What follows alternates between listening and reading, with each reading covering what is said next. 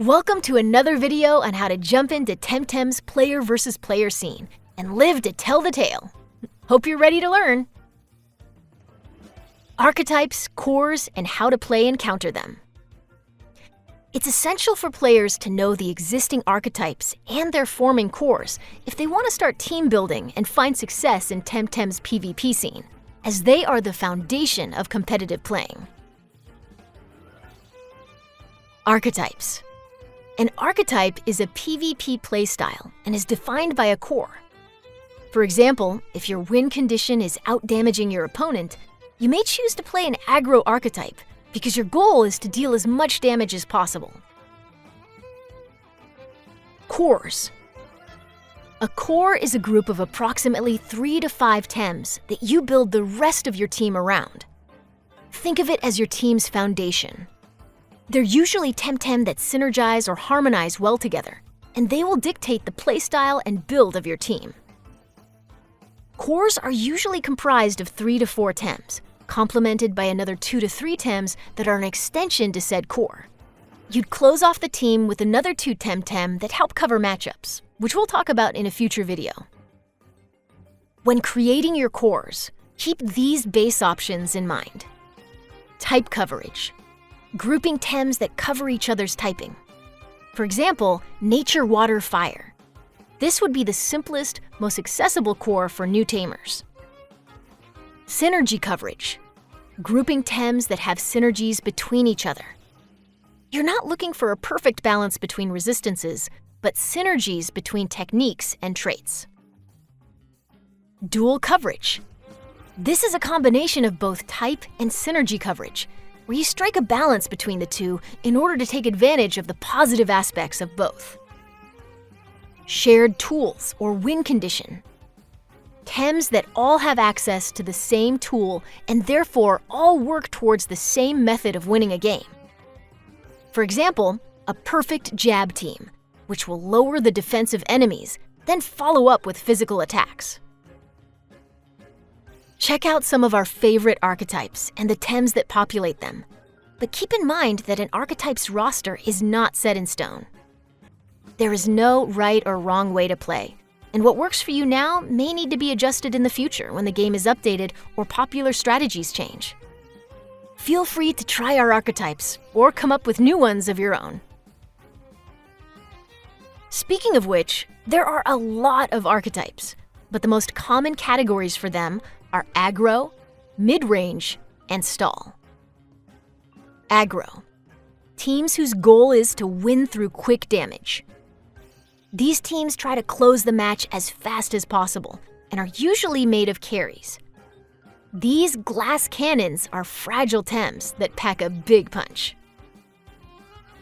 Hyper aggro or hyper offense. This is like an aggro archetype, but turned up to 11. This competition still focuses on damage, but unlike regular aggro, hyper aggro teams go all in head first, and if their approach fails, they're usually done for. Hyper aggro teams tend to focus on having super high speed, max attack, and big type coverage on their opening lines. A couple sub-archetype examples would be Hellfire Core. These teams are focused on the Hellfire technique. Fishing aggro. This core focuses on the water-cutting lily or the lava wave technique, and you can find all of these Tems through fishing. Stall. These teams are designed for the late game, dragging the game out to turn 25, where the winner is decided by who has the most Tems alive. This is done through the buffs generated, which are permanent. These teams are usually made up of supports, carries, and what's known as glue, which are Tems that can adapt their purpose depending on the match. Here are a couple examples of stall-based sub-archetypes. Stall Raid Boss.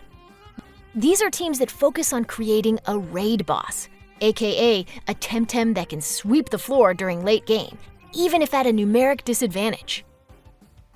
Stall Doom. These are setup teams that want to win the match through techniques that apply Doom, a status condition that causes fainting after a set number of turns. Mid-range. This is the most diverse category of teams.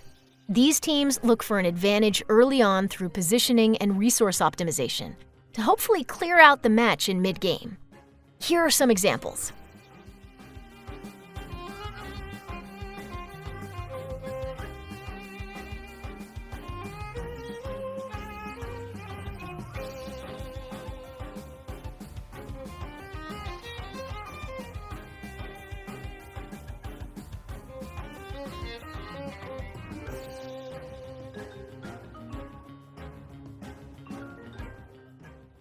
Control.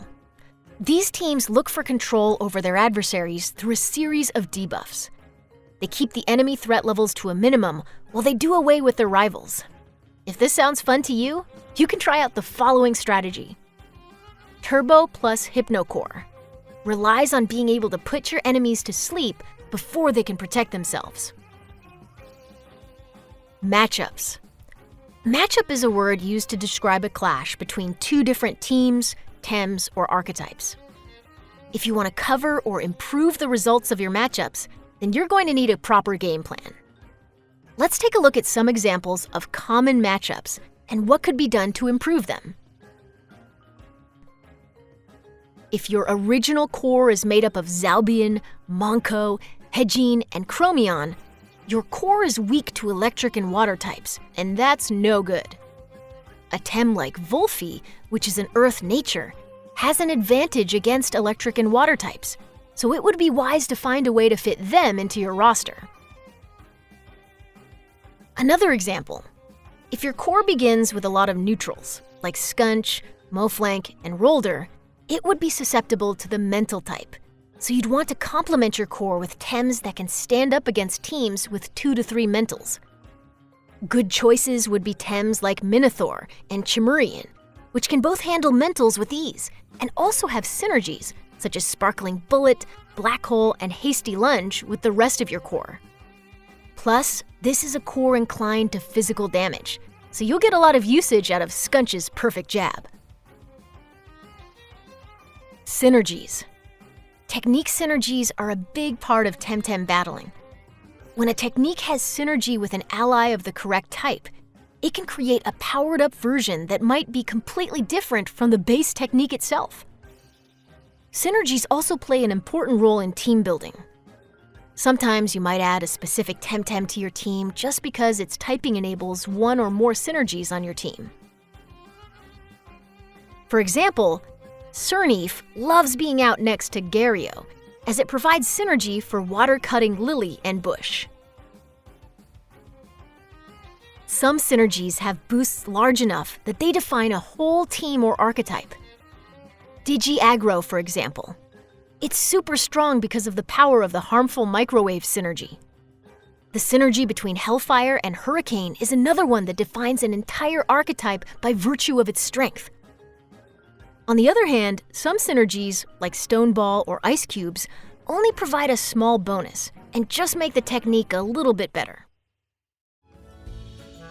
That's it for this video. We hope you found it interesting and that you're ready to continue learning.